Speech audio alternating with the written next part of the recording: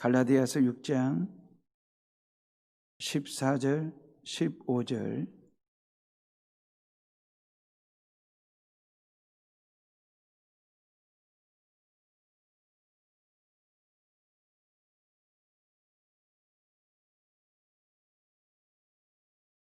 찾았으면 14절 15절 저랑 같이 두 절만 보도록 하겠습니다.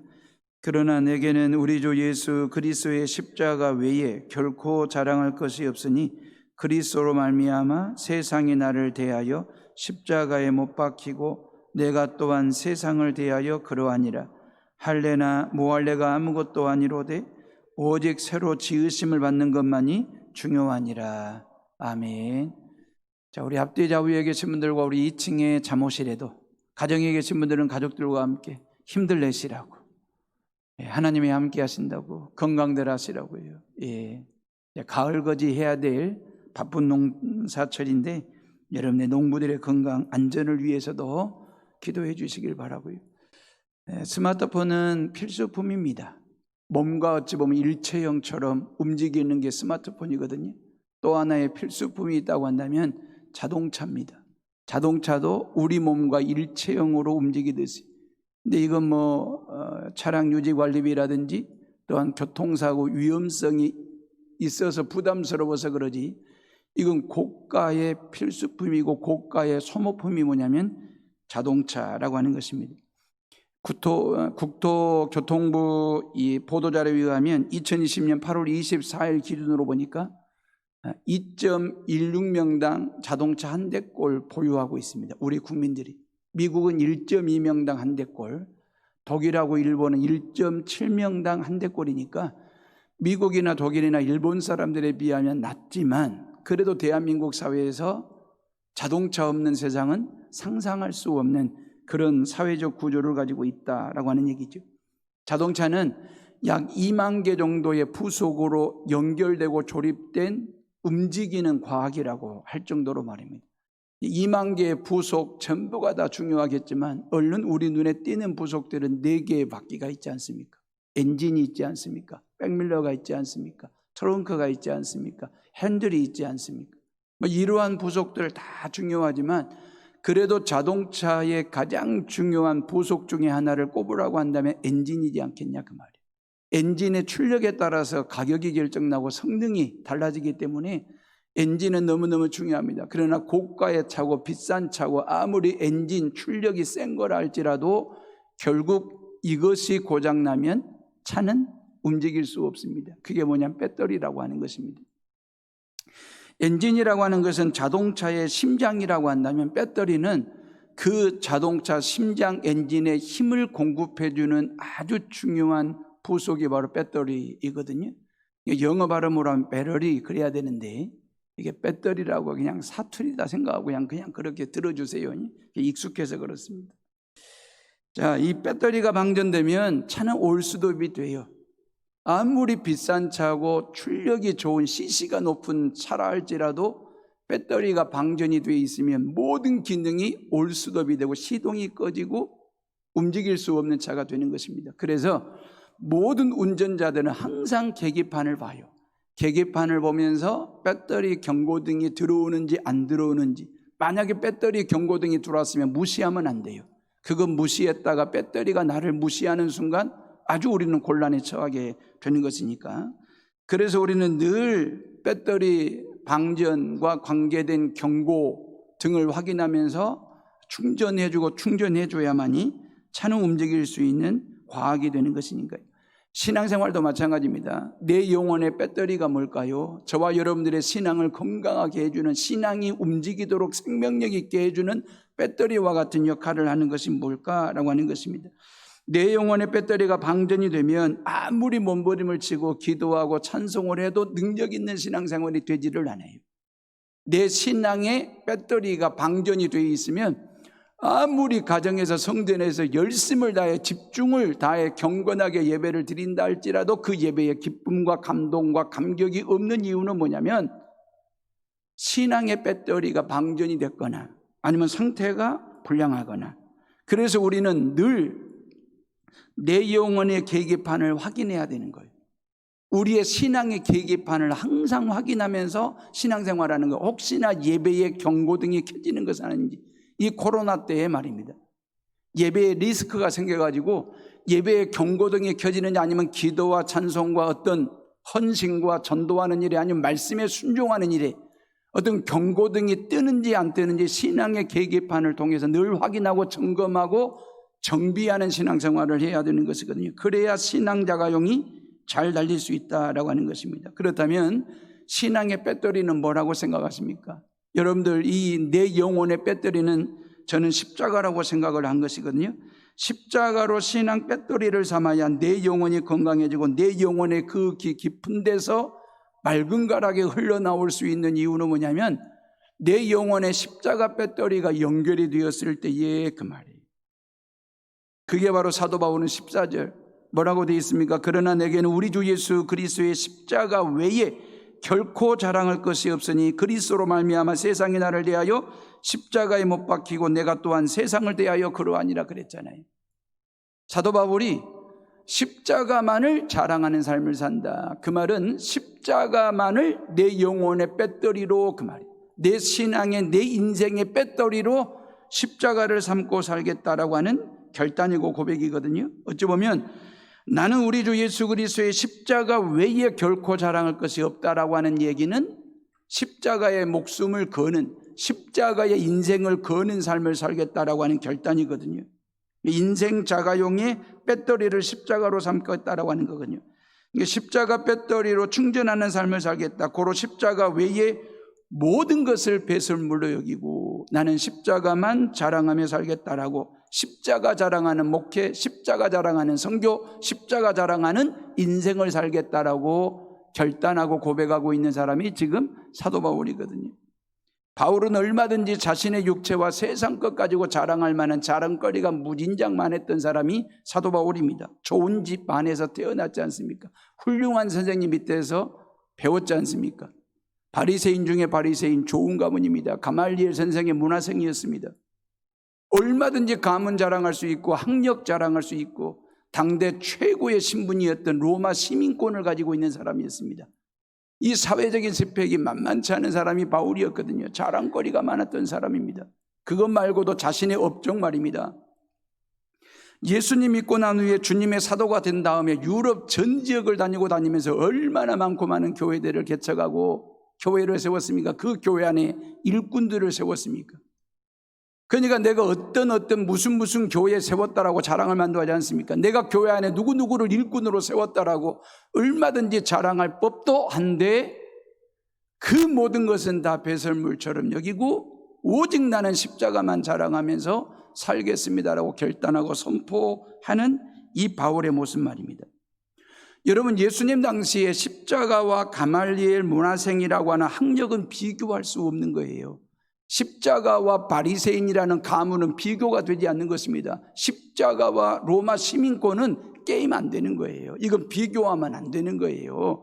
예수님 당시 1세기의 십자가는 수치스러운 거였습니다. 아주 극악무도한 범죄자들을 사형시키는 사형틀이 십자가였거든요.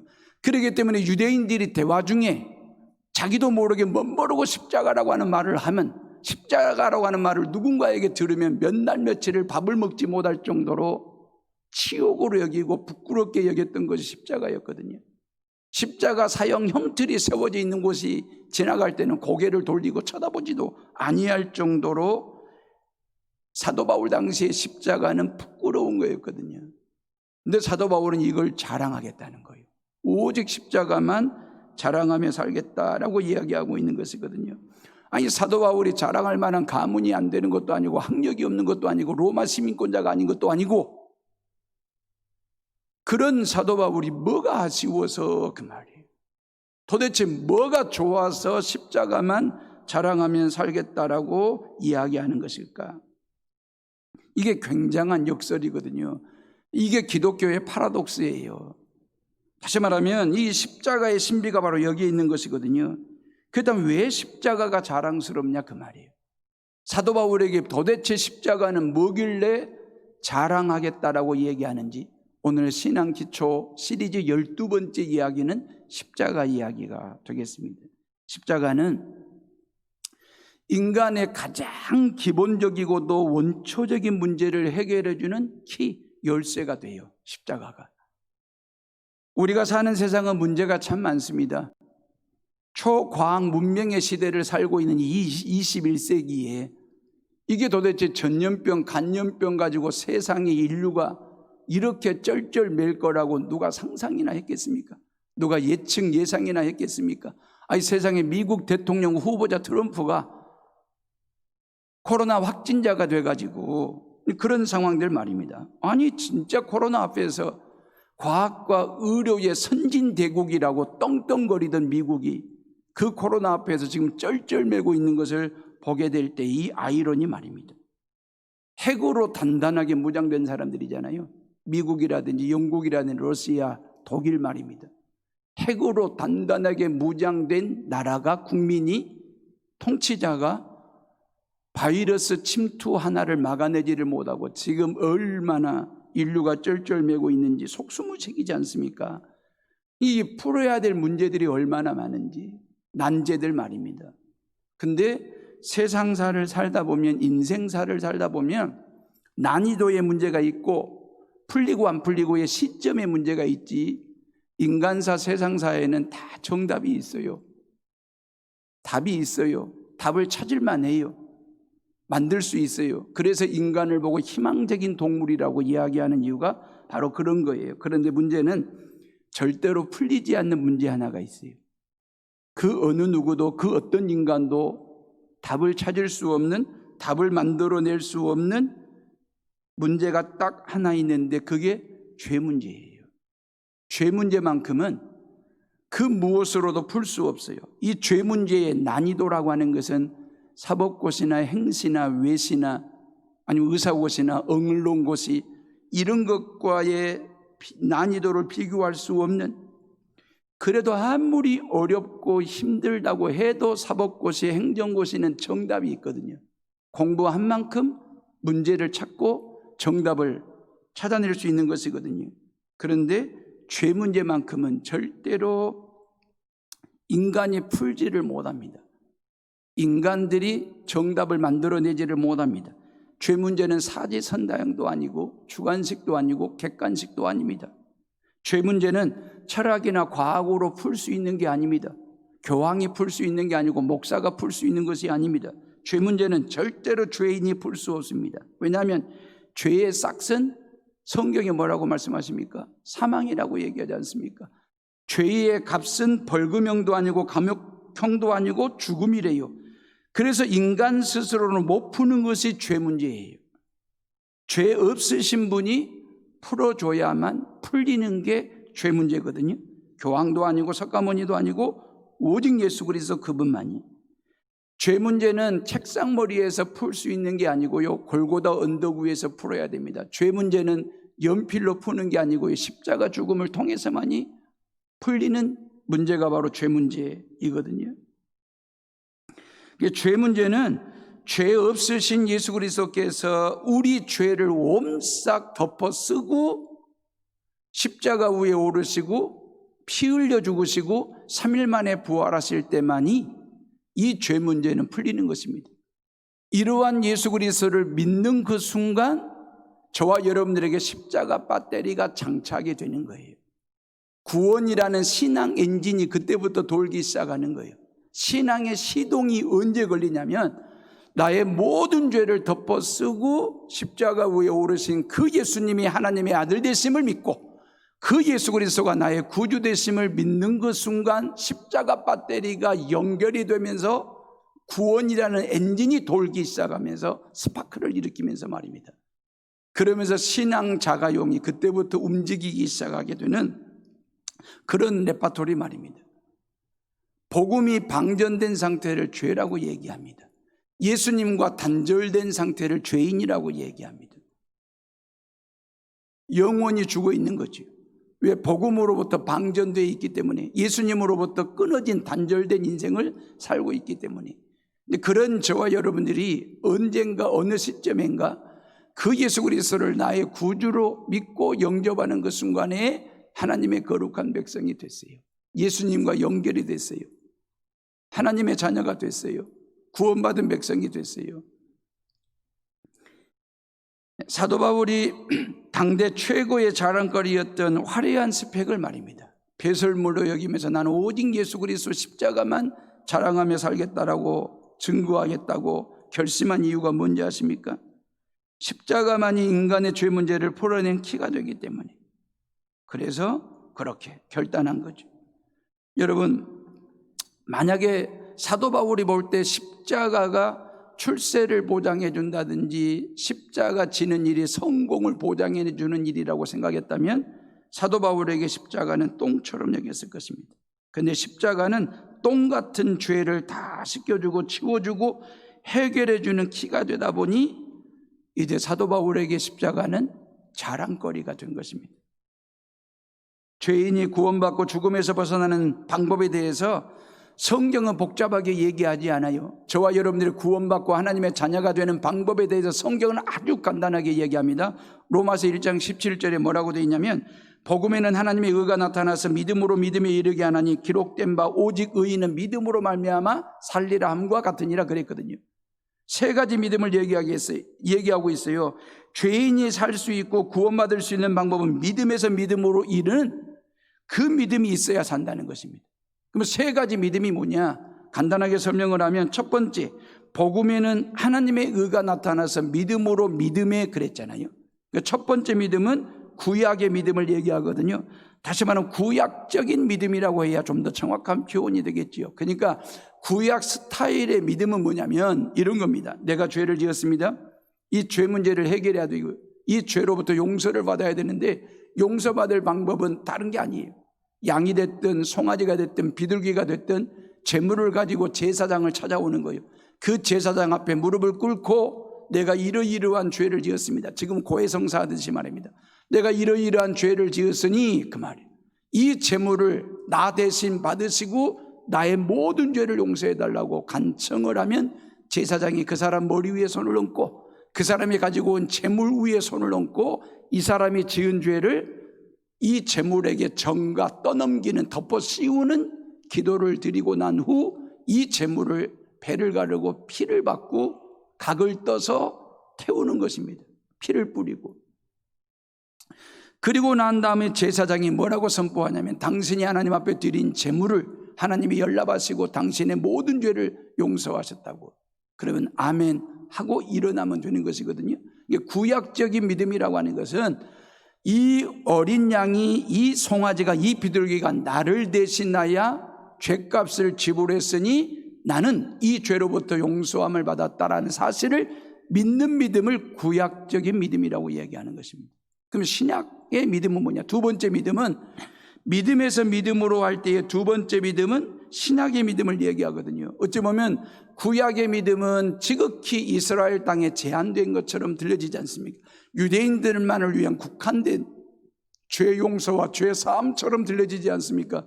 근데 신약의 믿음이라고 하는 것은 우주적인 믿음을 얘기하는 것입니다. 우주적인 구원을 말하고 우주적인 은혜를 이야기하는 것입니다. 이제는 어린 양을 잡을 필요가 없습니다. 어린 양이 피 흘릴 필요가 없습니다.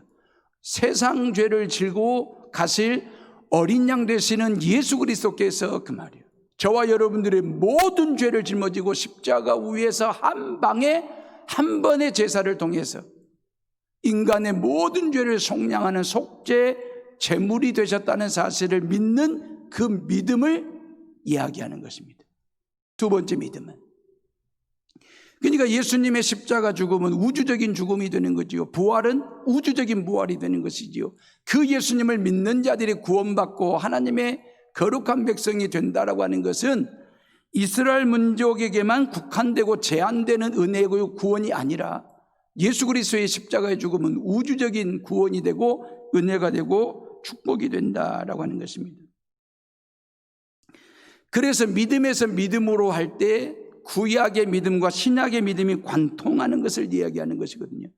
다시 말하면 구약에서 어린 양의 죽음이 신약에 와서 예수 그리스도의 죽음으로 이어지는, 관통되어지는 이 사실을 믿는 믿음을 성경은 우리에게 말씀하시는 것이거든요. 다시 말해서 예수 그리스도의 십자가 사건이 우연히 발생한 것이 아니고 구약에서 예언됐지 않습니까? 메시아의 이 땅에 오심을. 그 예언대로 메시아 되시는 예수 그리스도께서 이스라엘 땅 가운데 유대인의 몸을 빌려 이 땅에 오셨지 않습니까?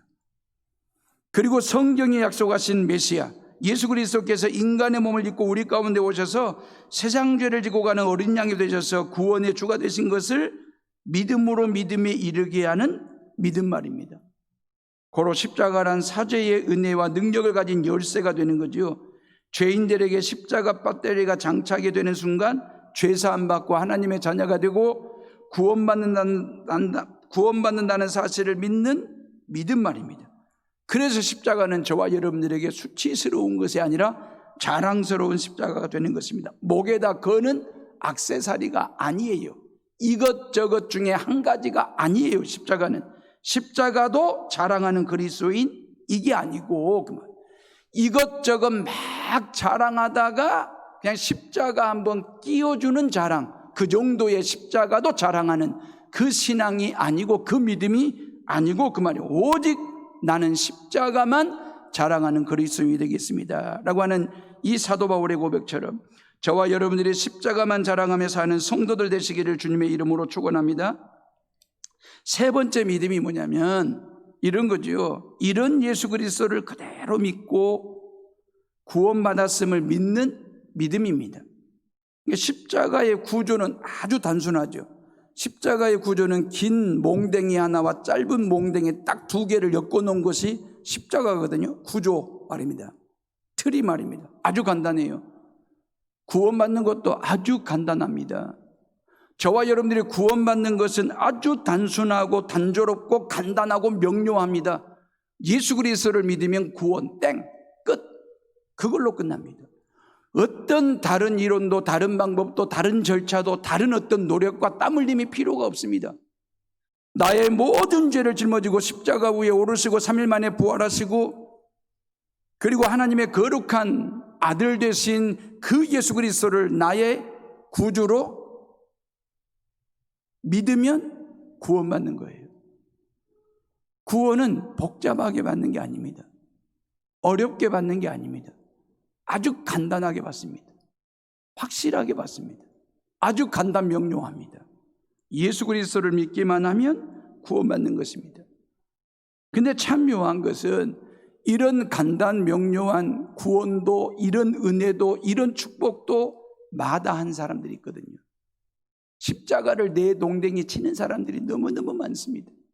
십자가 구원의 은혜를 거절하는 사람들, 손사래를 치시는 분들, 부인하시는 분들 너무너무 많거든요. 이유가 뭘까라고 하는 것입니다. 왜 사람들은 십자가를 싫어할까요? 외면할까요? 내동댕이를 칠까요? 이유는 이런 거죠. 인간의 내면 깊숙이에 꿈틀거리고 있는 자기 자기 선, 자기 확신, 아니면 자존감, 자신감 이런 것들 말입니다. 자기 존재의 극대화하고 싶어하는 인간의 내면 깊숙이에서 꿈틀꿈틀거리고 있는 자기 자신에 대한 극대화하고자 하는 그 심성과 심리가 우리 마음 밑변에 있는 거예요. 그러니까 항상 나는 내 자기 자신의 의와 선과 어떤 존재와 가치와 자존심과 자존감에 매여 묶여 사는 존재가 바로 인간이거든요. 그러한 인간들이 그 말이에요. 그러한 인간들이 십자가 앞에 서는 순간, 십자가가 내 앞에 딱 다가오는 순간 그 십자가는 나로 하여금 너는 죄인이야, 이걸 고소하거든요. 이걸 고발하거든요. 이걸 깨우쳐주게 하는 것이 십자가거든요. 내가 최고인 줄 알았는데 나의 의가, 나의 선이, 나의 자존감이, 나의 존재의 극대화하고자 하는 이 모든 심성들이 최고인 줄 알았는데 십자가 앞에 설 때마다, 십자가가 내 앞에 다가올 때마다 그 십자가 앞에 선 나는 너는 죄인이라는 사실을 알려주는, 깨우침을 주는 울림이 있기 때문에, 그래서 거추장스러운 거죠. 그래서 부담스러운 거지요. 십자가 앞에 다가서는 것이 부담스럽고 십자가가 다가오는 것이 거추장스러운 거죠. 그래서 내 동댕이를 치고 그래서 손사래를 치는 그런 것 말입니다. 여러분, 십자가 앞에서 인간의 전적인 타락이 그대로 드러나거든요. 저와 여러분들의 부끄러운 죄악된 모습이 그냥 그대로 여실히 드러나게 돼 있는 것이 십자가거든요. 몇 가지 예를 들어볼까요? 예수님 당시에 로마의 법은 지구상에 현존하는 법 중에 최상의 최고의 법이었거든요. 지금 21세기 현존하는 법보다도 훨씬 더 완벽에 가까운 법을 가지고 있는 나라가 로마였습니다. 그 정도로 긍지와 자부심을 가지고 있었던 사람들이 로마인들입니다. 최상의 최고의 법을 가지고 있다라고 하는 긍지와 자부심, 완벽한 법을 가지고 있다라고 생각을 했는데, 그 완벽한 법을 가지고 가장 비열하고도 치졸한 재판을 한 사람들이 로마인들이었거든요. 본디오 빌라도가 예수님을 잡아놓고 신문하고 재판하고 조서를 꾸미고 아무리 예수에게서 죄를 찾으려고 해도 찾을 방법이 없어서 에케 호모 그랬거든요. 이 사람에게서는 아무런 죄가 없다. 그게 본디오 빌라도 총독의 고백이었습니다. 에케 호모만입니다. 그런 로마가 그 완벽하다라고 하는 로마법을 가지고 예수님을 십자가 처형하는 가장 치졸하고도 비상식적인 재판을 했으니까, 이게 바로 십자가 죽음이거든요. 그러니 로마인들에게 십자가는 부담스럽고 거추장스러운 것이 되는 거죠. 두 번째, 헬라 문화 말입니다. 인간을 가장 고상하게 만드는 문화, 학문, 그리고 사상을 만드는 게 헬라 철학이고 헬라 문화지 않습니까?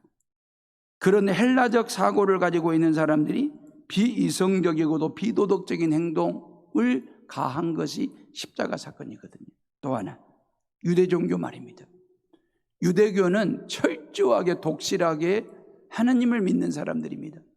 하나님의 말씀을 연구하는 사람들입니다. 근데 그 유대교인들이 하나님의 말씀을 연구하고 하나님을 믿을 때 하나님이 하신 약속이 뭡니까? 구약 성경에 예언된 말씀이 뭡니까?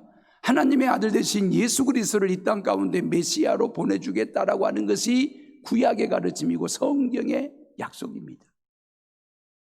그런 메시아 되신 예수 그리스도가 우리 가운데 왔는데 그 예수를 무시하고 십자가 처형시키는 일에 앞장을 서고 선봉에 섰으니까 유대교는 비종교적이고도 불신앙적인 죄를 가한 종교가 바로 유대교가 되는 거죠. 그러니 십자가는 신비한 은혜를 힘입지 않고는 거리끼는 물건으로밖에 안 되는 거예요. 이게 유대교인들에게나 헬라 문화권 사람들에게나 로마인들에게는 이 거추장스럽고 그냥 걸림돌처럼 여겨지는 게 바로 십자가가 되는 거죠. 근데 사도 바울이 부활하신 주님을 만나고 보니 그 말,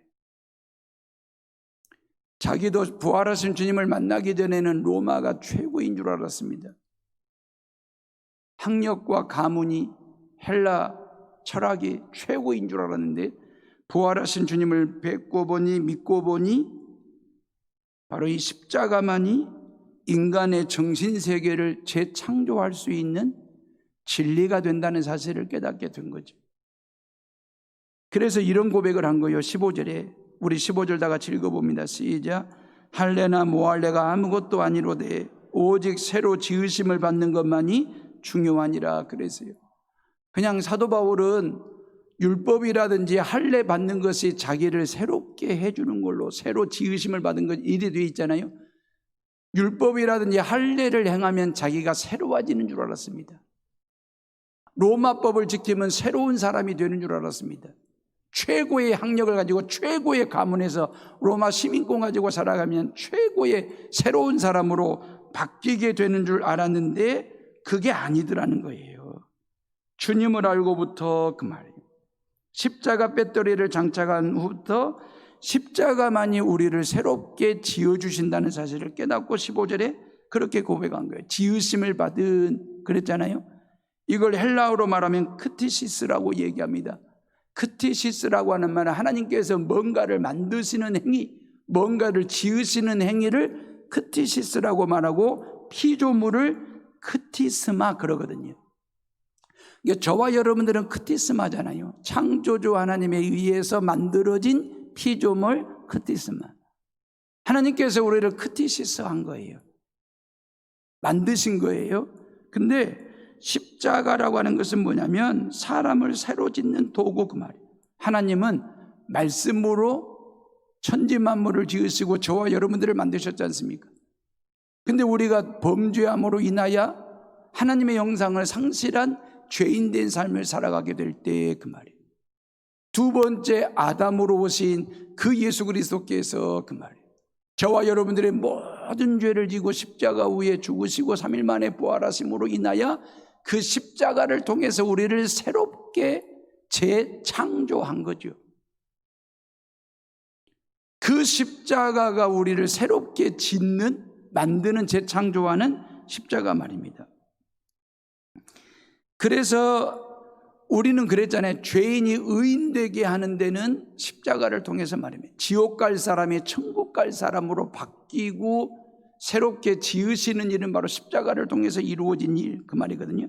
십자가는 나의 옛사람은 죽고 나는 새 사람으로 다시 태어나는 것이기 때문에 십자가는 예수님을 죽이는 것으로 끝낸 게 아니고 다시 사는 부활의 첫 열매의 출발점이 되었거든요.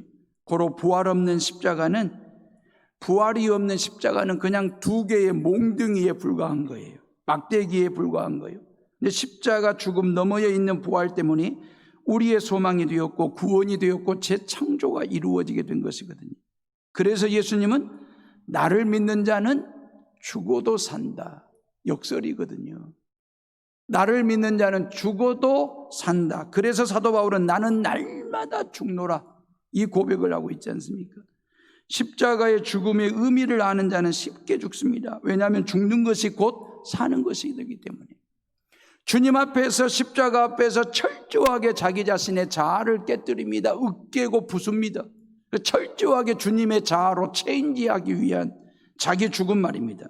죽어야만이 다시 새롭게 태어난다는 걸 알고 있기 때문에.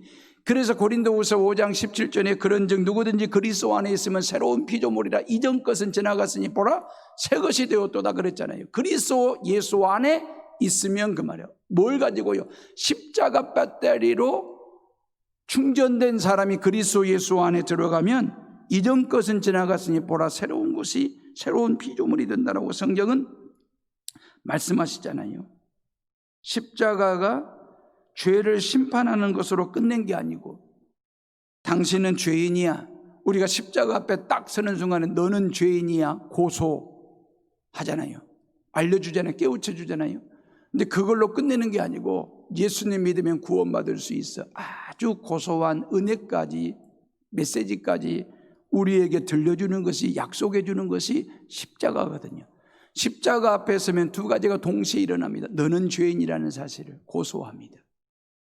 그리고 이 십자가에 죽으신 예수님을 믿으면 구원받는다, 아주 고소한 은혜를, 축복을 우리에게 약속해 주는 것이 바로 십자가 사건이 되는 것이거든요. 그래서 사도 바울은 십자가만을 자랑하겠다라고 지금 고백하고 있는 것이거든요. 저와 여러분의 자랑은 뭡니까? 자랑거리가 많다라고 하는 것은 부러운 일입니다. 자랑거리가 많다라고 하는 것은 참 복된 일입니다. 귀한 일이고 참 부러운 일들 중에 하나죠. 이것도 자랑, 저것도 자랑, 이 일도 자랑, 저 일도 자랑, 이 녀석도 자랑하고 저 녀석도 자랑하고. 자랑거리가 많다라고 하는 것은 부러운 일이기는 하나, 십자가 자랑 없이 이것저것 자랑하는 것은 부러운 것이 아니고 부끄러울 수도 있습니다. 저와 여러분들의 신앙과 삶 가운데 십자가 자랑 없는 이것저것 이일 저일 자랑하는 것은 어찌 보면 헛자랑이 될 수도 있다라고 하는 것입니다.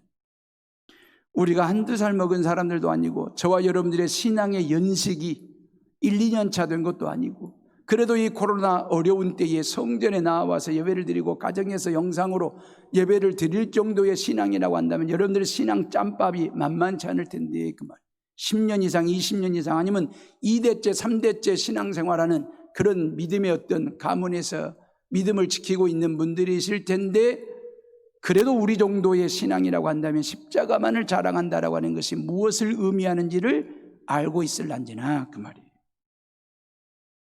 오늘 설교 제목을 정하는 데는 아주 간단하고 쉬웠습니다. 왜? 제가 신앙 기초 시리즈 12번째, 그냥 단어 하나만 선택하면 되니까 십자가.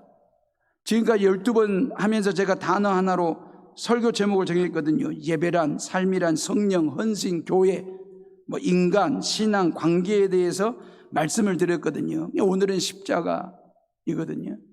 근데 제목은 십자가로 정했는데 막상 십자가 이야기를 가지고 설교를 하려고 준비하려고 보니까 좀 결코 쉬운 게 아니더라 그 말이에요. 오늘 본문 말씀대로 사도 바울의 가르침대로 한다면 십자가만 자랑하라, 이렇게 설교 내용을 만들어야 맞는데 십자가만 자랑하라고 설교 내용을 만들려고 보니까 실은 제가 십자가만 자랑하는 목사가 아니거든요. 제가 그러지도 못하면서 여러분들에게 십자가만 자랑하라고 선포하는 것은, 설교하는 것은 온당치 못하다는 생각이 들어서 저는 이 정도의 교회를 가지고 목회를 하고 있으면 제가 때에 따라 더러 목사님들에게 교회 자랑도 하고 여러분들 성도들 자랑도 하고, 요즘은 주차장 자랑하는 맛에 들려가지고 살고 있거든요. 때에 따라 상황에 따라 자식들 자랑도 하고 있고 말입니다. 저 나름대로 그 말이에요. 십자가만이 아니고 저 나름대로 자랑할 거리들을 가지고 이런저런 자랑하면서 목회를 하고 있는데, 여러분들에게 십자가만 자랑하러 말하기에는 부족한 사람이라서 그래서 고민이 좀 있었습니다. 그러다가 설교의 포맷을, 설교의 틀을 십자가를 자랑하라, 이렇게 내용을 좀 만든 거죠. 십자가만 자랑하라는 단계보다는 좀 더 하위 개념으로 십자가를 자랑하라. 그럼 여러분들이 조금 전에 십자가도 자랑하라, 십자가를 자랑하라, 이게 똑같은 말 같게 들리기도 하고 뉘앙스가 비슷하게 들리지 않습니까? 근데 내용을 들여다보면 다른 거거든요. 십자가도 자랑한다는 말은 조금 전에 말씀드린 것처럼 이것저것 막 자랑을 하다가 십자가를 한 번씩 끼워 넣기식의 자랑을 얘기하는 거예요. 숟가락 하나 얹듯이 말이에요. 이게 십자가도 자랑하는 신앙이에요. 근데 그 십자가도 자랑하는 신앙에서 이제는 십자가를 자랑하는, 자랑을 하되 십자가를 먼저 자랑할 줄 아는 그거죠. 십자가를 더 많이 자랑하는, 그러다 보면 이것저것 자랑하는 것이 좀 약화가 되고 상쇄가 되면서 나중에는 십자가만 자랑하는 신앙인으로 성장하고 성숙되어지지 않겠습니까? 이게 어찌 보면 저와 여러분들이 신앙생활하면서 막 예수 그리스도의 십자가 배터리가 장착이 되면서 저와 여러분들의 신앙의 출발은 십자가도 자랑하는 신앙으로 시작을 하겠지요.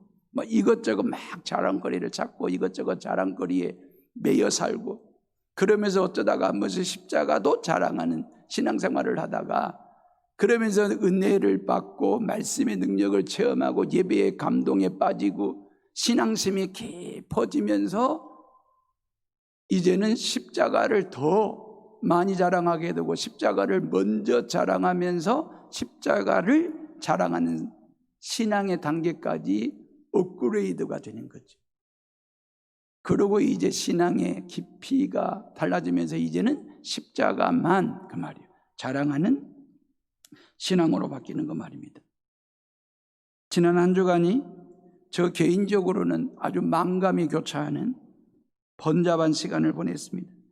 지난 한 주간 동안 우리가 새벽마다 이 성전에서 수능생들을 위해서 또 환우들의 회복을 위해서 특별 새벽 기도회로 그 설교 준비하고 진행하느라고, 그리고 박지영 집사님이 수요일날 조혈모세포 이식 수술하는 일이 성공적으로 잘 진행이 될 수 있도록 그 기도하느라고, 그리고 우리 이경림 장로님께서 하나님의 부르심을 받으셔가지고 장례도 치러야지, 노예 임원으로 일하다 보니까 10월 27일 날 노예 준비도 해야지, 이런저런 일들이 겹겹이 쌓여가지고 좀 힘들고도 복잡한 분주한 시간들을 보냈습니다.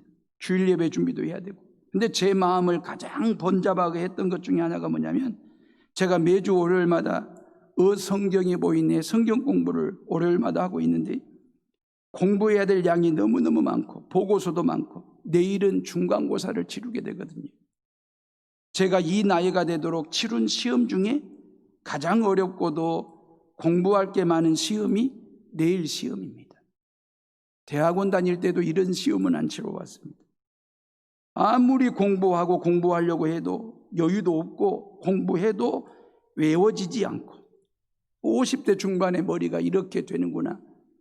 그러면서 60점 이하가 되면 재시험을 치러야 되는데 이런저런 생각에 한 주간이 벅차기도 하고 그냥 구름 위를 걷는 것처럼 벙벙벙벙 그러면서 한 주간의 삶을 살았습니다. 그러면서 금요일날 새벽 예배 특세 설교 준비하면서 노만 빈센트 필 목사님과 관련된 예화 하나를 제가 찾게 됐습니다. 정말로 제가 집중해야 할 일이 뭔지를 깨닫게 해준 이야기가 하나 있어서 여러분들에게 원래는 월요일날 금요일날 새벽에 했어야 될 예화인데 그날 시간이 없어가지고 그날 못하고 오늘 이 시간 여러분들에게 들려드리는 겁니다. 노만 빈센트 필 목사님은요 뉴욕에 있는 마블 교회에서 60년 동안 설교자로 목회를 했던 목사님이셨고요. 그리고 이제 세계적으로 탁월한 자기개발과 동기부여 연설가로 유명하신 분, 그래서 수많은 책들을 쓰신 분이십니다.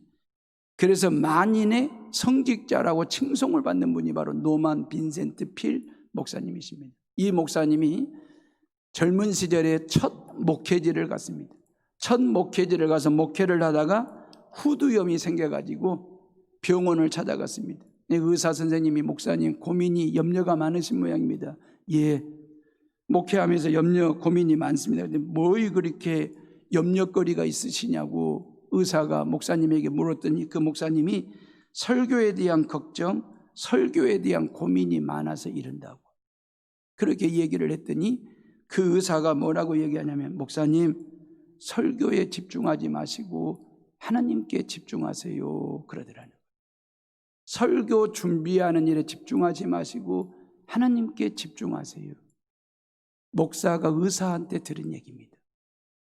근데 그 의사의 말이 성령께서 들려주시는 목소리처럼 음성처럼 들려가지고 노만 빈센트 필 목사님이 인생을 바꾸는 데 있어서 목회를 바꾸는 데 있어서 아주 결정적인 중요한 말이 됐다라고 하는 것입니다.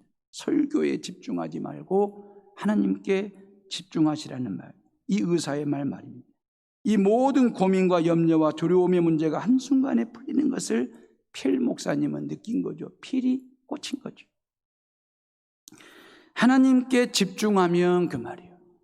하나님께 집중하면 하나님이 설교도 주시고 목회도 해주시고 모든 염려와 근심과 걱정과 두려움으로부터 우리를 지켜주신다는 사실을 노만 빈센트 필 목사님은 깨달은 거예요. 깨우친 거예요. 그러면서 탁월한 동기부여 연설가로 설교자로 사역을 하시면서 인생을 마무리를 하셨거든요. 정말 번잡한 저에게 무엇이 중요한지 무엇에 집중해야 되는지 그 말이에요. 하나님께만 집중, 하나님께 집중하라는 말이 바로 십자가만 자랑하겠다라고 하는 이 사도 바울의 말과 고백과 일맥상통하는 말이지 않겠습니까?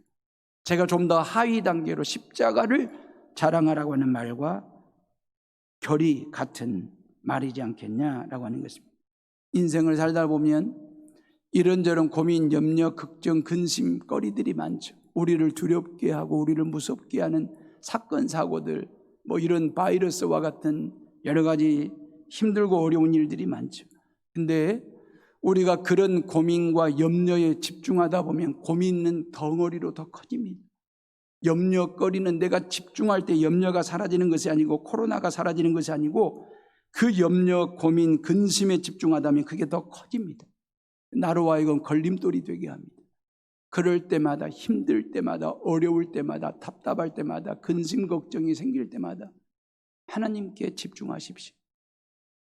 하나님께 집중하고 십자가를 바라보면 그 하나님께서 저와 여러분들의 마음속에 샘솟는 기쁨을 주시고 강같은 평화가 흐르게 하시고 내 영혼의 그 깊은 데서 맑은 가락이 울려 나오도록 축복하신다는 사실을 기억하시고 하나님께 집중하시는 그리고 십자가만 바라보는 저와 여러분들의 삶이 되시기를 주님의 이름으로 축원합니다. 축원합니다. 우리 이 시간 조용히 묵상하며 기도하겠습니다.